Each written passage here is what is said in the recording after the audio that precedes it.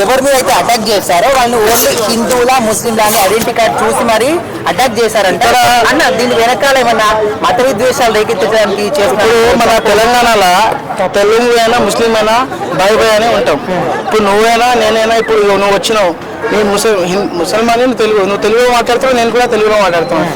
అట్లా కాబట్టి మంచిగా ఉన్నాం. ఇక్కడ అలా ఏమైనా అయిందేమో ఇష్యూ చేస్తున్నారు. కాశ్మీర్ ని మనకి ఇచ్చేసారు కదా, అయినా కూడా ఇంకా వాళ్ళకి యాక్సెస్ ఎలా దొరుకుతుంది వాళ్ళ దగ్గర నుంచి?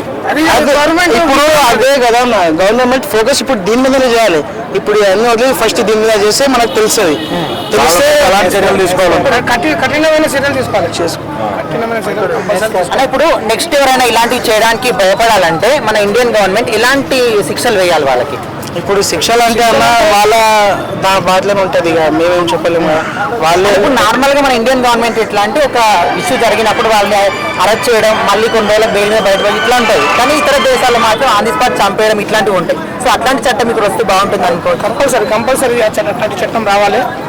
ఎందుకంటే అక్కడ జరిగింది ఇప్పుడు ఇండియాలో కూడా అది తప్పు. అది టెర్రరిస్టు చేసిందంటే కంపల్సరీ వాళ్ళని శిక్షించాలి. ఇది కంపల్సరీ ప్రభుత్వం వైఫల్యం అనుకుంటున్నాను నేనైతే.